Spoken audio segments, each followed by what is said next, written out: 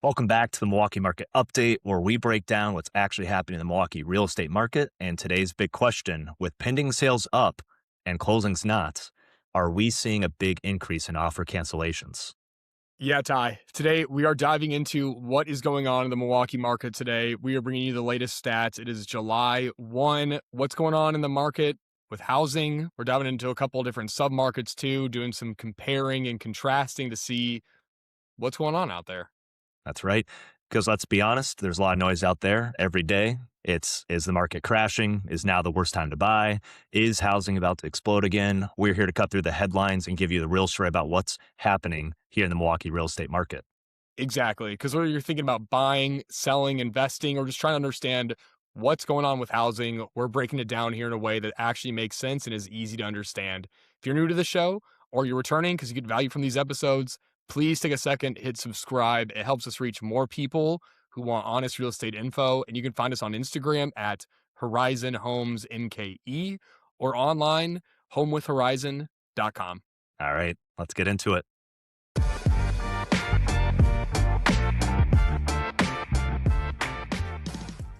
Ty, what is going on, man? It is June. It is July 1. Happy July 1, man. How are you? Happy July Officially 1st. here, dude. Yeah, summer is very much here. It's 95 degrees today. So if you see a bead of sweat going down my forehead, that's why. Yeah. Summer is here. The heat is here. The market is just as hot as ever. Today we're diving into market stats. Should we just get rolling on this, man? Should Yeah, we do let's this? get rolling Should we into start it. here? All right. So kind of how we're going to break this one down today. Let's start looking at big picture, what's going on in the greater area. We got a couple different submarkets we're going to dive into then after, because I think it's always interesting to look at different data based on different price points, different neighborhoods, different locations. The story is always in the data. The more granular you can get, the better story you're going to get. And as always, if there's anything that you're wanting us to dive into here, if you're like, hey, Nick, Ty, I live in West Bend and I've got a condo, what's that looking like? We can put something together for you too. So just know that your specific submarket might be different than this, but we're looking at the greater area here. Let me share my screen here so those people on YouTube can take a look here, and let's kind of start. So let's start with our June numbers. Here, what we're looking at: Milwaukee County, Ozaukee, Waukesha County, all property types except for multifamily. And then what we've done is we've removed some of the outliers on price. So we've removed anything under 200K, anything over 3 million, just to kind of look at what that base inventory looks like. Kind of running through this here. It's been kind of the same story for anytime we do one of these data episodes. We're still strongly in a seller's market. Good inventory is still moving quick. The right homes that pop up still go under contract quick and are competitive. That's kind of the synopsis. But if we dive into the numbers, the details here, listings are up slightly at about 10%. On the year, they're up 11%. Pending sales, so how many homes are under contract at any time, are up 30%. And our closed sales, so homes that actually close, are relatively flat from month to month, looking at the prior year to this year. For the year, they're up about 6%. So we've seen about 11% new listings for the year. We've seen about 6% closed sales for the year. So there's like a 5% discrepancy of where is that inventory going. We're going to talk about that. Days on market, still flat at on average 17 days on market. That's exactly where it was last year at this time. Median sales price, we're seeing up 3.5%, coming in at $415K. Average at $496K, up 3%. For the year, we're seeing those are right around 3 to 3.5% up from where we were last year to date. For the month of June, percent of original list price received, 102.4%. So on average, things are selling over asking. Maybe the big story we'll dive into here, inventory of homes for sale. So how many homes are listed right now? We're up 17%. We've got about 400 more homes for sale right now than we did last year. And months of supply, what we use to measure supply and demand, still sitting strongly in a seller's market at 2 months of supply, up zero point 0.3 months from 1.7 last year. So that's kind of the tail of the tape here, the Mhm. high level. How do you want to dive into this, man? Where should we start on this? I kind of want to compare now that we're midway through the year, more or less, to like what's going on nationally, just for a couple of the stats. Like we mostly are talking about it's very strong. And I think where that really gets reflected in how fast this market moves. The days on market here on average is at about 17 days here for the month of June. But the actual median, which we've talked about before, it's 6 days right now. Median of 6 days on market. Where the country right now is for median days on market is 39. That's the median in the country right now. So when you're talking about like how quickly is Milwaukee moving, very quick. And I'm sure that we're in a top 10 list, top 5 list of days on market, how quick it moves. And we're just overall seeing just not enough inventory. So like I think that's like one of the main takeaways to give us a little bit more flavor this month, other than the same old bit that we've got more listings, which is great, but they're getting snatched up right away and they're getting snatched up quickly. Yeah, I think that's exactly it. And I love showing this median days on market being 6 days on market. For June, they were actually at 5 days on market, so slightly less. Mhm. Um, what I've kind of noticed, we have seen inventory rising slowly but surely. Inventory is still lower than what we were pre-COVID, so it's not like we're at this crazy inventory plush stage. But I think the days on market 17 that we see here versus the median of 6, the median of 6 shows what it's truly like out here in our market right Mhm. now. And kind of what I've noticed and started to see is if 5 homes are listed for sale on a week, you get 3 of those that are gonna go under contract right away, and you get 2 that kinda sit. And Mhm. that's how that average days on market gets up to 17, because there's really good inventory that goes right away, and then there's inventory that sits for a while. And I think that's kind of been the story for this year too. And so Mhm. if you're a buyer out there and you're looking, you're seeing inventory rise, but also don't let that stop you from, we still need to move fast in this market. Um, I think to kind of things that I think that are kind of interesting here, we're seeing new listings consistently month over month being higher than where we were last year. We're seeing pending sales growing. Pending sales, that's the number of homes under contract. A home has to be listed to go pending, and then closed is that lagging indicator. For a home to Mhm. be closed, it has to go pending at some point. It has to be listed at some point. Um, we're seeing not a big bump in closing sales from where we're seeing new inventory hitting and pending sales, which to me is kind of interesting. I would Mhm. expect us to have a lot more closed sales this month, especially looking at the prior month and the month prior to that. We were both up 30% in pending sales for both of those 2 months, Right. and closed sales are sitting kind of flat. Um, but we're kind of getting like, I don't know if we're getting some mixed signals here because closed sales are kind of flat. Inventory is rising. Pending sales are still going up. Some stuff is falling off the woodwork and under Which, yeah, let contract. us spell it out for you. Like the first thing that comes to our brain and real estate brains is, okay, if things are going under contract but not closing, does that mean that they're going back to the market and actually not closing? So we did a little bit of a deeper dive, both at the national level and at the local level. So it's actually a pretty surprising percentage when you look at the entire. Okay, so I guess we'll start here for the Milwaukee number. You- Yeah. Yeah. So for Milwaukee, we're only sitting at 8% of all deals that go under contract actually end up being canceled and going back to the market. Versus when we actually look at the country, I think here is 13.6. So we're about half as many cancellations as what we're seeing in the country. And our, percentage year over year is not that crazy. And like, hey, is 7 or 8% cancellations good or bad? What's really cool about this Redfin chart that we have pulled up here as well, if we scroll down, is we can actually toggle to what is the bottom 10%, meaning which metro areas have the least amount of cancellations in the country. And what we've got here up on the screen right now is Milwaukee sitting essentially right at number 6 in terms of the lowest amount of cancellations going. So this kind of is seeming to me like it's just a point in time metric. Pending sales is kind of weird. Like these probably are closing. They just are closing next week. Is probably like there's just going to be a lot of closing activity here in July. Hopefully the stats prove us right when we report back in 30 days. Yeah, I hope so too. Or maybe it's longer closing dates or whatnot here. But yeah, like if we look at just the number of homes listed for sale, inventory of homes for sale, we're at the highest point since 2021. So Mhm. we're at over the last 5 years, this is the most inventory we've had listed for sale at any given time. But so if you were just to tell me that right there in a silo, I would say, okay, market is starting to shift because why would it Mhm. not be? We have more homes for sale.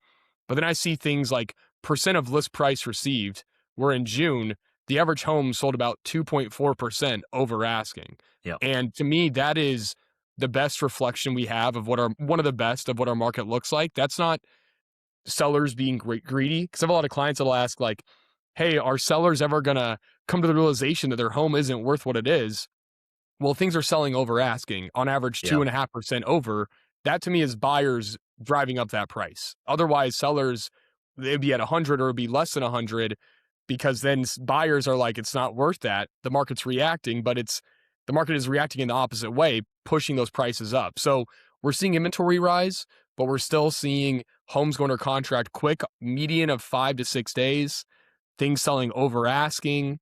And if we still look at this high amount of inventory that we have, the highest since 2021, but then we look at our months of supply, which is that metric of basically how many buyers Mhm. to sellers there are. Months of supply is how many months will it take if no homes get listed for sale for all that to get sold. We're still sitting at 2 months of supply, Yeah. which sure, we're up 0.3 months from last year, but what, 4 to 6 is a balanced market? We're half of that. So we're still sitting at a strong seller's market right here. Yeah. I think this is the main thing right here, right? It's 2 months of supply is good. It's up point 0.3 versus a year ago, which is like not even 2 weeks of extra inventory. That feels good. Like we should get this up to 2.5, 3 to get a more happy and functioning market, especially with like the upcoming wave of probably there's a lot of people I think if they could move and update their housing situation from their starter home to the next home, I think that they would do it. But like we talked about in previous episodes, that buying your home and selling your home is the most challenging thing in real estate. And it's even more challenging when you're an inventory suppressed, super competitive market. So if we can get a little bit more of a balancing, not a overbalancing to where it becomes a total buyer's market, I think that'd just be good for the way that the market should function and home sale contingencies and Yeah. just the way real estate was originally intended to work versus buyers give us everything you've got Yeah. and, Yeah. going from there, especially with fast closing timeframes. I think too, just looking at pricing and where we are, we're still seeing price growth as well, which to me is a signal that we still are in a seller's market. Things on average are selling at a higher price than they were. We're seeing maybe a deduction in where we were last year. I think we're sitting at 4% price increase. I think last year we were sitting around maybe 5 or 6% price Yeah. increase. So we're seeing maybe a reduction in how much prices are growing, but it's still at a healthy number here. Yeah. We're still not sitting flat by any Slowing means. of slowing of a trend, which is Yeah, okay. Like, we don't agreed. need to have high single digit appreciation because that's where you get the runaway train or you get the bottom falling out from underneath you if things snap back. So, Yep. I think I'm happy with that overall. Um, I think, the main thing I wanna do, if you wanna go back to the overview page here real quick as we start Yeah. moving to these other metros, that would probably be the next thing is like, okay, let's compare what's going on in the overview that we just gave you relative to what's going on these couple deep dives we're looking at, which we've got like Tosa, Brookfield, Elm Grove, call it the western suburbs. Again, not all of them, just a few of them. And then we've also got the North Shore just for a couple sample sizes here. I think the main stats we want to pull here year to date is new listing inventory has been up about 10%. We've got home prices that are going up about 4%. Months of supply is about 2. And again, not here on the page that you have right now. We've got about 6 days median on the market. So those are kind of the numbers that we're keeping in our brain here as we Yeah, start and that's comparing for and the contrasting. greater area, the Yep. 3 county area, what Hmm. Ty you just ran through there. If we look at Brookfield, Elm Grove, and Tosa, um, we're gonna see new listings here are actually they're about flat year to Hmm. date from where they were last year. For the month of June, they're down about 10% from June last to this year, but they're Hmm. relatively flat on the year. That's compared to up 10% for the entire area, flat. Hmm. Closed sales for the year, flat, which is pretty similar to what we're seeing in the greater area. Days on market until sale. This is interesting. This is going to be the average days on market. This is Brookfield, Elm Grove, Tosa. 9 days average. Compare that to the Mhm. average days of 17. Ty, I don't know if you can pull up the median number I'll on work on. that here. I Yeah, think I see you working there. Be interesting to always. see the median. Um, Sales price is going to be stronger here in this area, but that's up about 5% year to date. Compare that to the greater area, and that is up 4%. So we're seeing more price growth here. Median 4, Um, Median days on market 4, so so slightly faster. slightly faster. Inventory of homes for sale, it's kind of where we were last year at this point. Homes on average are selling 4% over asking, Mhm. and months of supply at 1.6 months of supply. So Ty, take it away here. Tell me Yeah. about the Elm Grove, Brookfield, Tosa area after running through those stats. We're not really getting more inventory. Prices are going up faster here in this area. The days on market, even though it's only a difference of 2 days, it's essentially uh, 30% faster in terms of how quickly you have to get out to these homes. And we have 2 weeks less of inventory out here in these markets from a month of supply perspective. With inventory being flat, let's actually just go down to the inventory line chart. Again, we're at essentially almost like just immediately following pandemic levels of inventory. We've seen growth in all of the 3-county area. We're seeing less inventory today based on this line chart than what we've ever had. I mean, I think there's probably it essentially hasn't moved for 5 or 6 years. We've just continuously been at this very low suppressed amount versus, and this is months of supply. If you want to move up one more from here, months of supply has been consistent. It's been Oh, low. whoops. No, you're all good. Like, we're seeing these little tiny baby waves. We're not seeing a recovery of inventory here in the western suburbs. Again, we're sitting at 230. If you went back to essentially 2019, we had 420. So 50% of the inventory that we used to typically have in peak season. Again, these nicer suburb areas usually have these big swells of inventory that come during the changing of school season, and we're just not getting those. People are staying in place and they're not moving up. They're not relinquishing their homes to move Mhm. to the next area. Yeah. And then let's bring this home here. Look at the North Shore area. So we got Shorewood, Whitefish Bay, Bayside, Fox Point, Mequon, Thiensville. So kind of a large plot of land here, but we'll call this the greater North Shore area. We're seeing listings here are up about 13% year to date. Hmm. Closed sales are up about 5% year to date. Days on market looking kind of like what's going on in the greater area. 16 average days on market. 4 days on median for days on market here for the North Shore. Okay. 4 days median. And then median sales price is up about 6% year to date. Average is up about 10% year to date. Mhm. Percent over is at 3.1 on average. Inventory is up about 13% from where we were last year. And months of supply kind of looking similar to the Elm Grove, Tosa, Brookfield area at 1.6 Mhm. months of supply. So I add think some color to the this year. I think the craziest thing we've got here is it's great. We're seeing more inventory coming, but what is most jarring right now, again, we have a lot of, again, North Shore, desirable area, a lot of inventory that comes during that like off season of school. And so we've got a lot of new inventory coming. The last 2 months we've been in high double digits, which at the end of the day is only like an extra 20 to 25 homes. But going to pending sales is even more aggressive. We've got from March up 33%, up 50%, up 46 in May, up 65% in June. We are just the second inventory is hitting in the North Shore. It is being aggressively grabbed. And the result of that is just like what we've seen in our market overall is when you have really strong new listing activity, we're seeing no meaningful movement in the months of supply, right? Which that tells us kind of, I think this just verifies what we were saying the last 3 or 4 years. If we had more inventory, we would sell it right away. And at 1.7 months of supply is like where we're at right now in Hmm. North Shore at the very bottom chart. We're at 1.9. So we've increased inventory, but the demand is actually outpaced even adding more inventory in the North Shore. So I guess the takeaway here is the old rule of real estate: location, location, location.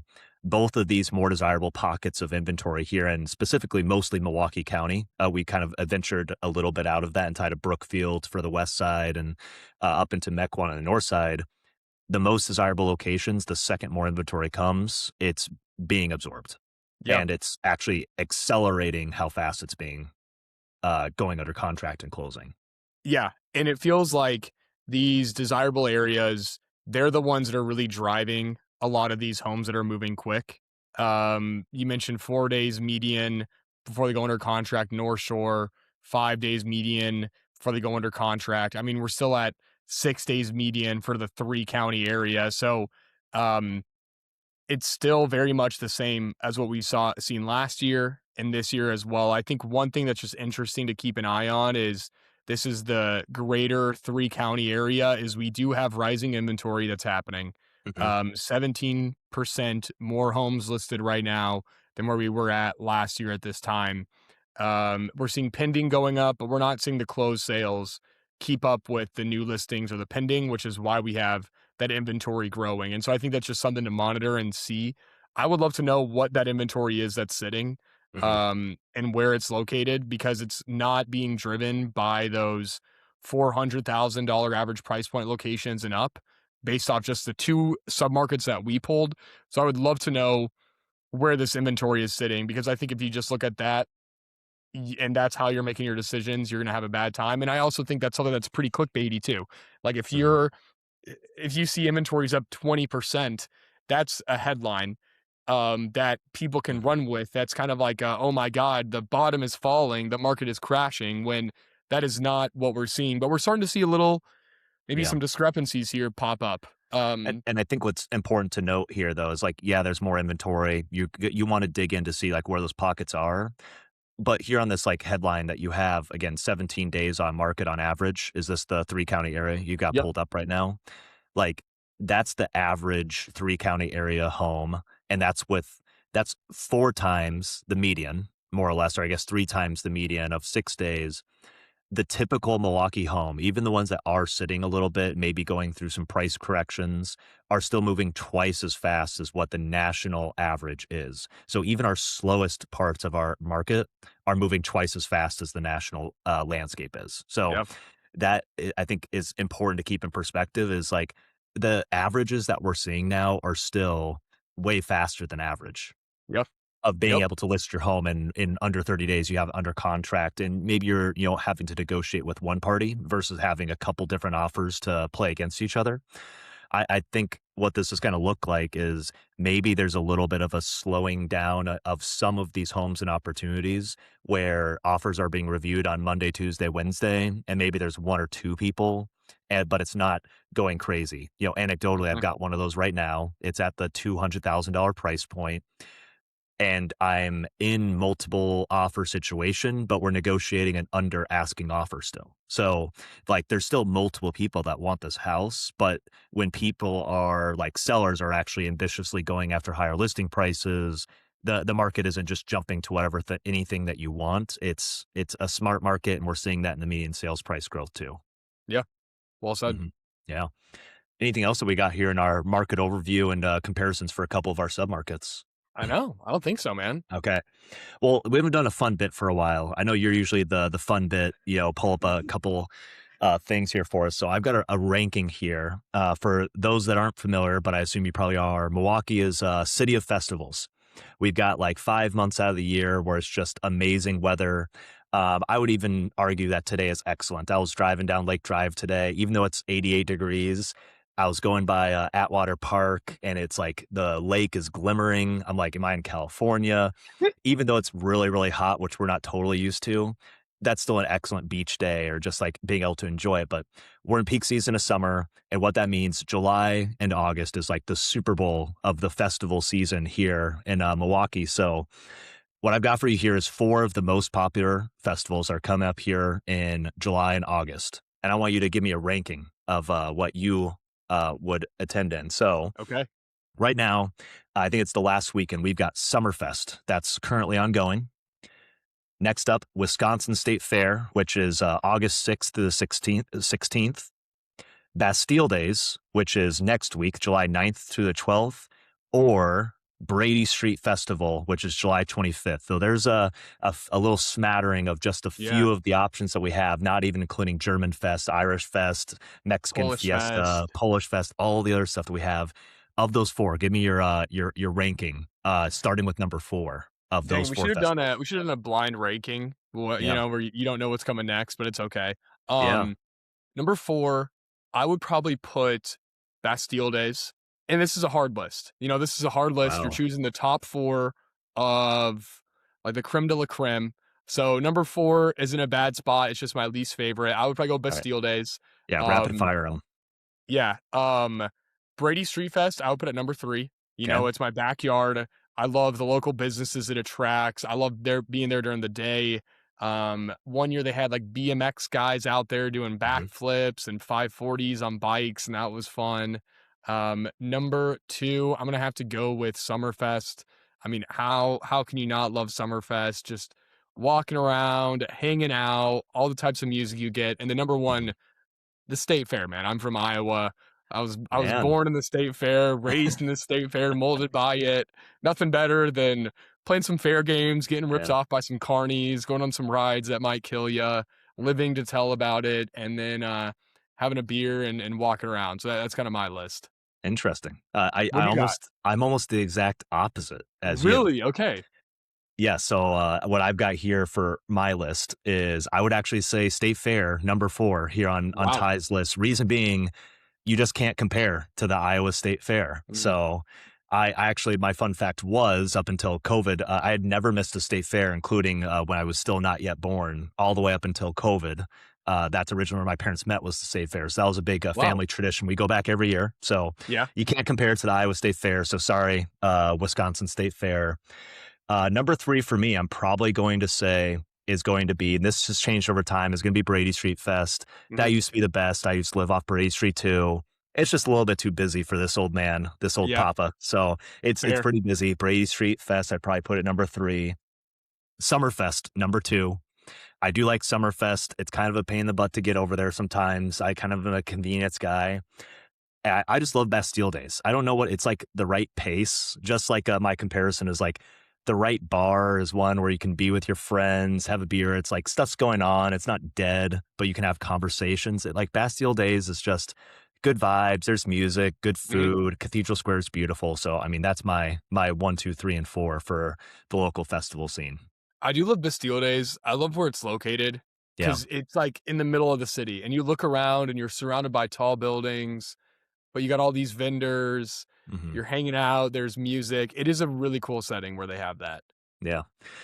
Yeah, maybe I'm just a Frenchophile, Yeah. Francophile, as they would say. I just love the little bit of French culture, a little bit of baguette action. But those are some of my favorites. Obviously, this is like we're only picking from like 12 that are going Mhm. on. Like there's 1 to 2 every single week and the rest of the summer.